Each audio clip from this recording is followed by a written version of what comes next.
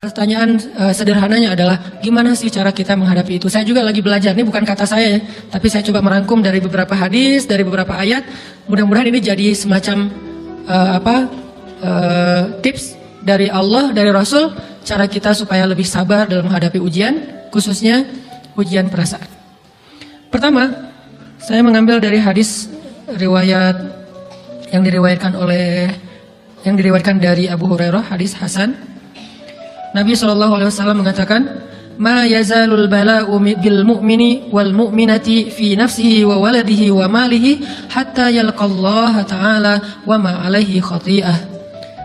Tidaklah seseorang selesai diuji, baik dia laki-laki, orang yang beriman, atau perempuan yang beriman, baik itu ujiannya terjadi pada dirinya, atau melalui anaknya, atau melalui hartanya, artinya ujian harta, ujian fisik, ujian perasaan, sampai dia bertemu dengan Allah, dan dia tidak punya dosa. Apa maksud dari hadis ini? Ujian itu tidak akan berakhir kecuali kalau dosa kita sudah habis.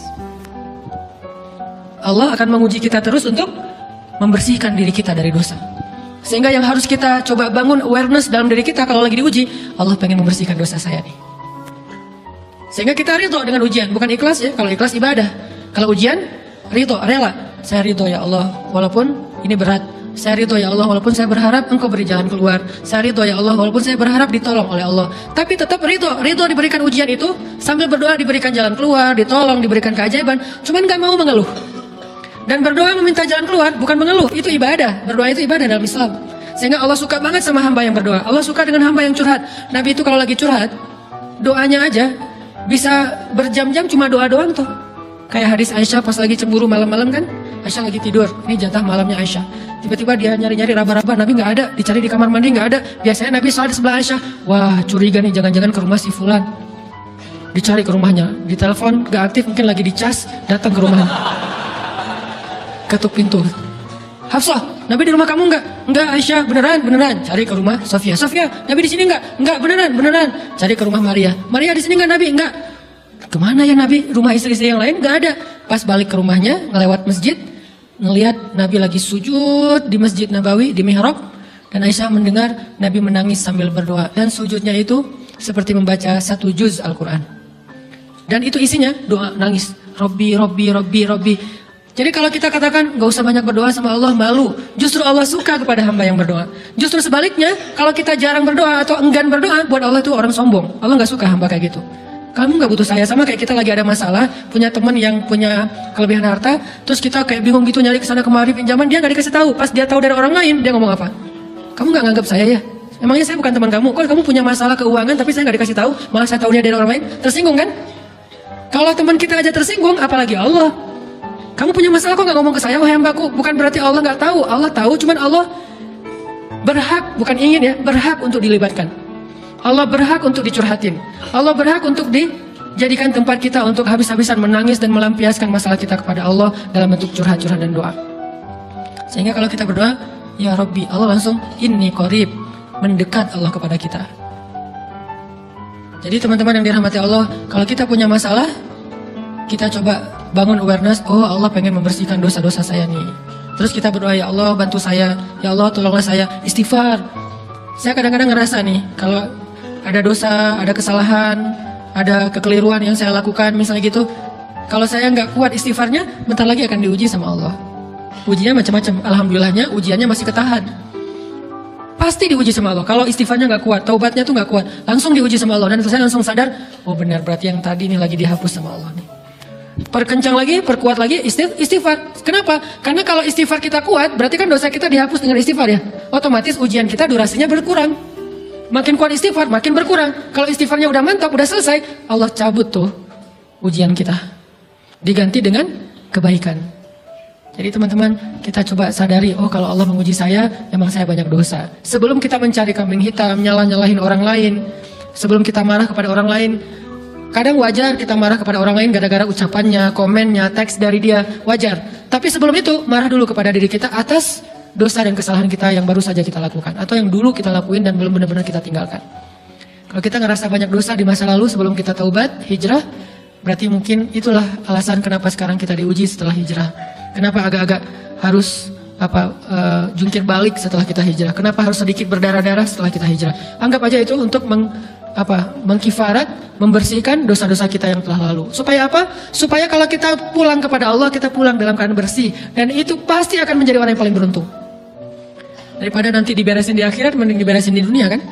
Soalnya kalau diberesin di akhirat, itu lebih berat.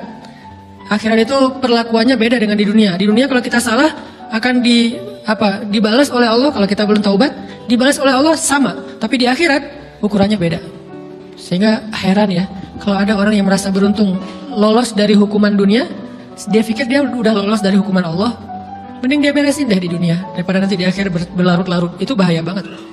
Kalau buat saya pribadi dan saya yakin teman-teman juga kayak gitu, nggak mau ada masalah di akhirat, mending masalah di dunia aja. Tapi masalah di dunia juga kita nggak mau berlarut-larut, pengen cepat dimudahin sama Allah. Caranya istighfar. Tidaklah Allah memberikan kepada kita ujian kecuali salah satu alasannya pengen menghapuskan dosa. Idza kathurat dzunubul 'abdi wa lam yakun lahu min 'amalin liyukaffiraha fabtalahu Allahu bil hazan liyukaffiraha. Kalau seorang hamba banyak dosa dan dia nggak cukup amal untuk mengkifarat dosa-dosanya, Allah akan menguji dia dengan rasa sedih, dengan rasa kecewa, dengan rasa berat, sakit hati untuk mengkifarat dosa-dosanya. Itu yang kita bangun. Sehingga kalau ada masalah sama orang lain, kita memperbaiki diri dulu. Bukan sibuk dengan kesalahan dia terus menerus yang nggak mau kita maafin. Misalnya ada teman kita nih, jadi clash sama kita. Hal pertama yang kita bangun, astagfirullahaladzim, saya banyak dosa nih. Tapi kan yang salah dia, ya. Tapi mungkin dia nggak akan mengatakan kalimat itu, nggak akan bersikap kayak gitu kalau kita nggak punya dosa.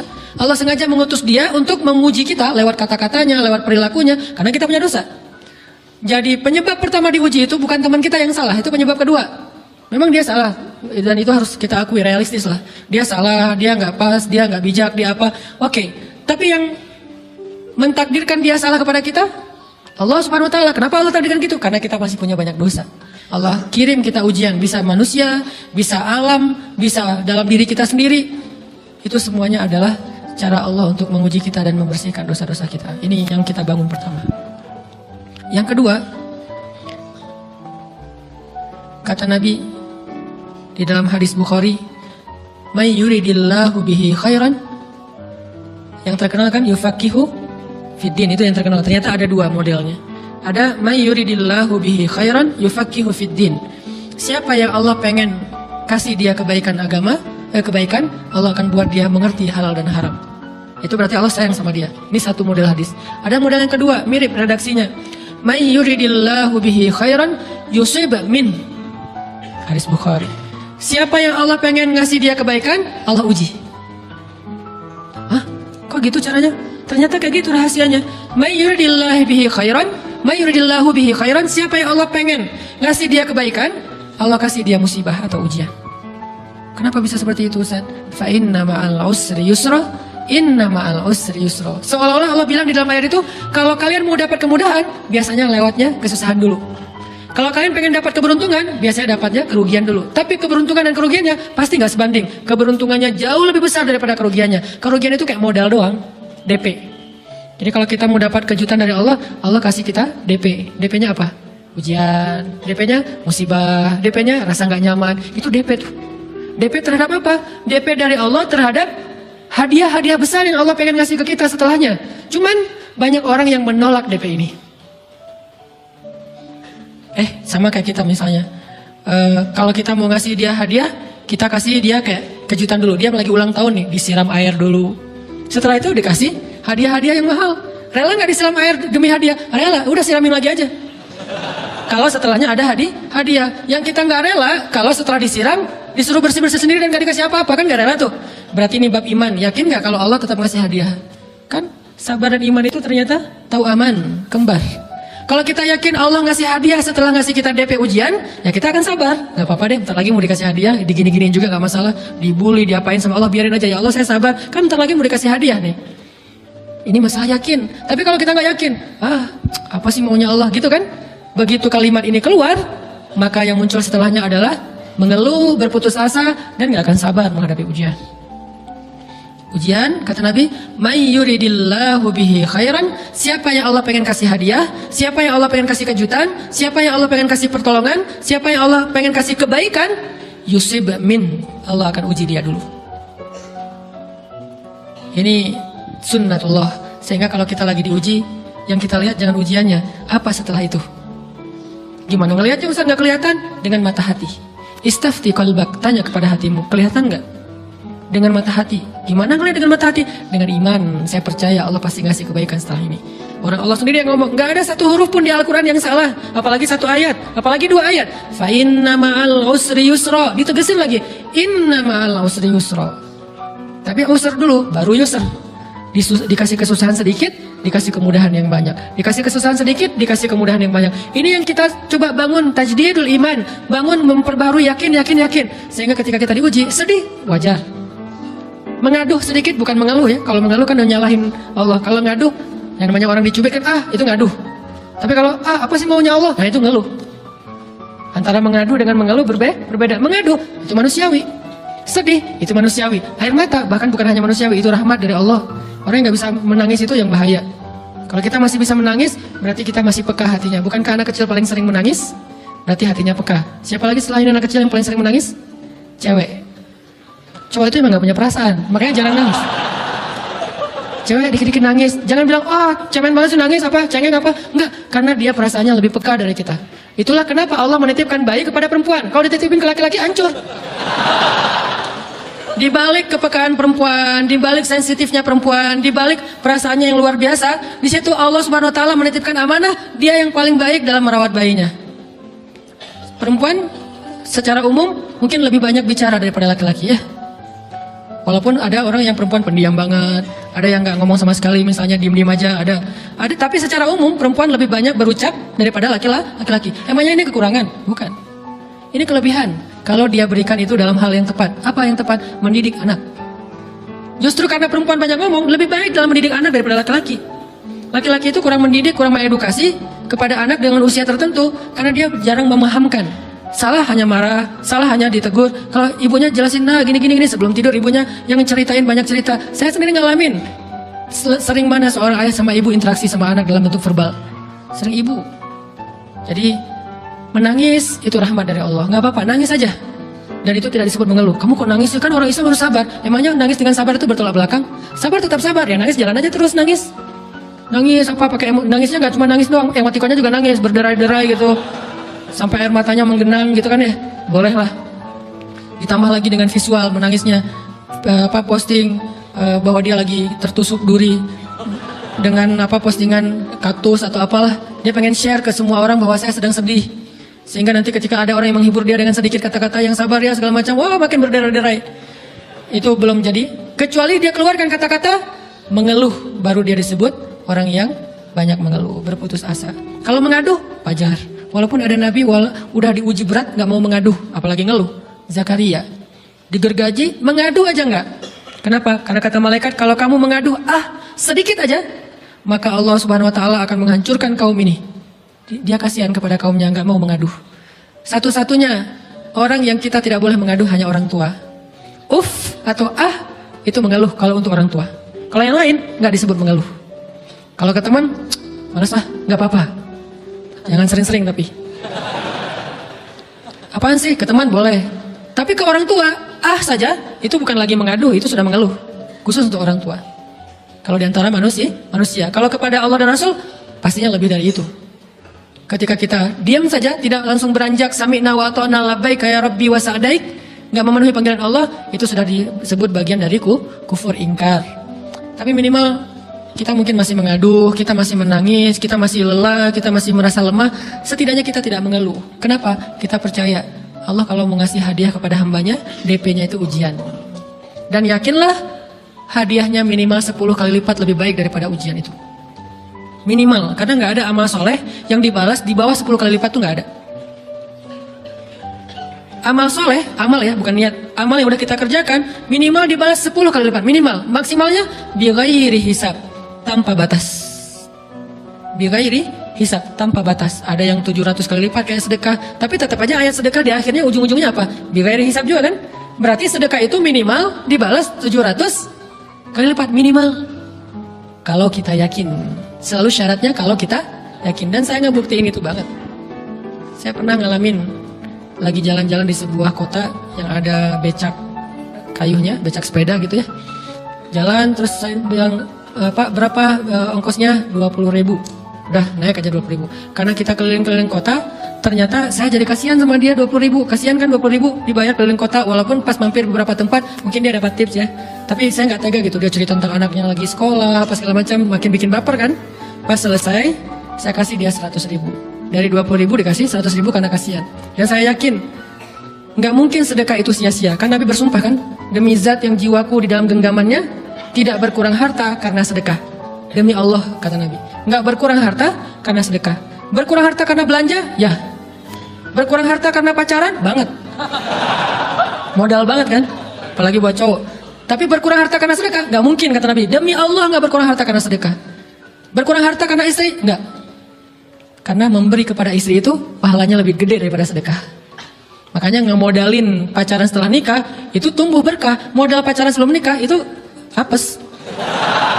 Jadi kalau pengen modal nih, ngemodalin cewek, traktir, ngapa-ngapain, bayarin, jangan sebelum nikah. Sebelum nikah jadi orang pelit aja, nggak apa-apa. Tapi setelah nikah, jor-joran ngasih, apalagi yang, bayarin semuanya. Kenapa? Pahalanya lebih gede daripada sedekah. Bahkan lebih gede daripada infak fi sabilillah. Seorang suami memberi nafkah istri, itu pahalanya terkadang lebih besar daripada kita berinfak untuk fi sabilillah, untuk korban perang. Saya heran kalau ada orang sedekahnya rajin, tapi ke istrinya kikir, aneh, berarti dia nggak ngerti konsep. Padahal memberi kepada istri itu selama itu kebutuhan pokok ya, dan sedikit entertain, nggak apa-apa, asal nggak berlebihan, itu luar biasa. Makanya saya kalau jalan sama istri yang yang mana? Itu yang Oni suka. Oh ya, Oni suka. Kasih aja. Kenapa? Minta ini. Kasih. Selama ada kan, kenapa nggak dikasih kan ya? Nanti Allah ganti. Makin rajin kita ngebayarin istri kita, ngebelanjain istri kita, makin Allah ngasih yang kita nggak pernah duga-duga. Sampai istri kita cemburu sama kita. Kok kamu duitnya banyak banget sih? Kan gara-gara aku sering ngasih ke kamu. Ya udah sini lain lagi. Mau ditransfer berapa gitu kan ya? Saya ngasih 100.000 ke si bapak. Dan saya yakin teman-teman sedekahnya pasti lebih dari itu, karena 100.000 saya sebut. Kalau 1 juta ke atas saya nggak mau nyebut, malu dong, ria ya. Sebenarnya nggak pernah sih. 100.000 deh, karena kan kecil. Saya kasih 100.000. Ternyata begitu saya kasih 100.000, dia doa. Nah ini nih pentingnya sedekah ke orang yang membutuhkan tapi gak minta-minta. Dia tulus, dia langsung doa, ya Allah Pak, mudah-mudahan rezekinya lancar, berkah, bertambah, dan segala macam, bahagia keluarganya. Doa-doa ini semuanya dikabulkan dalam hitungan hari. Pertama, bertambah bahagia rumah tangganya, dapat kecupan dari istri. Dia nganggap suami saya cowok banget sih. Mulai 1 nih. 2, demi Allah, selang 15 jam kalau nggak salah, karena waktu itu malam, besok paginya ada orang yang ngejar-ngejar saya pengen ngasih hadiah. Ustadz, saya pengen ketemu Ustadz. Maaf, saya nggak bisa ketemu sekarang, lagi rush, lagi tight schedule, gitu-gitulah, sosok gaya nggak jelas gitu ya. Terus Ustadz, saya pengen banget ketemu. Dia nggak ngomong pengen ketemu apa. Kalau dia bilang mau ngasih duit kan langsung saya prioritaskan kan ya. Berhubung dia nggak ngomong, ya udahlah, saya sosok jual mahal gitu. Tapi yang namanya rezeki kan gimana kita tolak, dia datang kan. Saya nolak. Pokoknya sebentar aja 5 menit, nggak akan ganggu waktu Ustadz. Ya udah besok pagi ya pas breakfast gitu. Pakai gaya-gaya dikit breakfast. Pas breakfast, oh ya siap Ustaz, jam berapa? Jam 8. Udah janjian jam 8. Mungkin orangnya nih dengar live streaming, Pak, jazakumullah khair jaza. Makasih banyak, mudah-mudahan Allah tambahkan rezekinya. Terus beliau besok mau flight ke luar kota jam 8. Akhirnya ngubungin lagi malamnya, Pak, Ustaz maaf, gak bisa ketemu besok. Karena saya jam 8 itu jadwal terbang. Oh ya udah nggak apa-apa, seneng dong saya nggak jadi ketemu kan. Tahu gitu kan, nyesel saya tuh, seneng. Besok pagi jam 6, Pak, Ustaz, alhamdulillah ternyata penerbangan saya di-delay ke jam 11. Allah delay penerbangannya demi ngasih rezeki buat saya. Kan luar biasa kan? Nah, ini hikmah kepedean saya, kegeeran kepada Allah gitu. Di delay demi saya. Kan kadang-kadang GR ya depan Allah ya. Robbi akraman kan gitu ayatnya. Allah memuliakan saya dengan istighfar tetap. Akhirnya saya bisa ketemu Ustaz. Saya nggak baca WA-nya, terlambat baca, baru baca jam 8. Dia udah mulai agak putus asa, kayaknya udah mungkin ketemu nih. Jam 8 pas saya baca, ternyata orangnya nggak di delay. Udah saya balas, ya udah sekarang saya tunggu ya jam 9, maaf cuma sebentar, nggak apa-apa Ustaz, 5 menit. Datang dia, ngasih apa coba? Ngasih duit 200 juta. Demi Allah, cuman berselang beberapa jam saya tolak-tolak. Tahu gitu Pak, datang malam ini aja.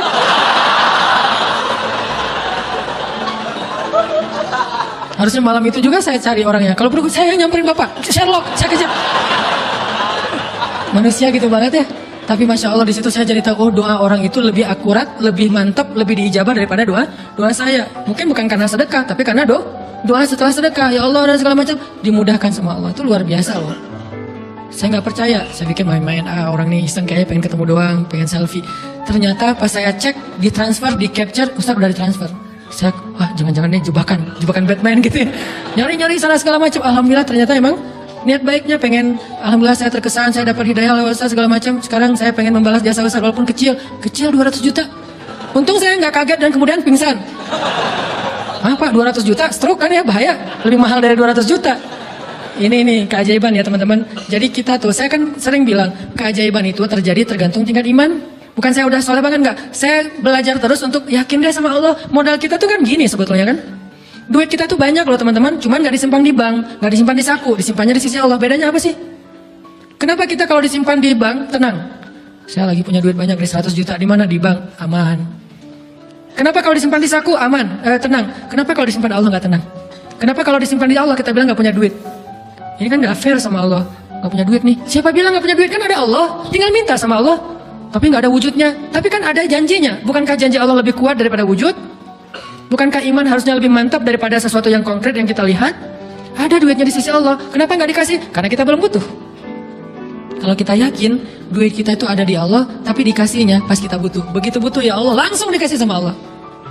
Itu banget benar-benar terjadi dalam kehidupan kita. Pasti kayak gitu. Tingkat tergantung kita yakin apa enggak.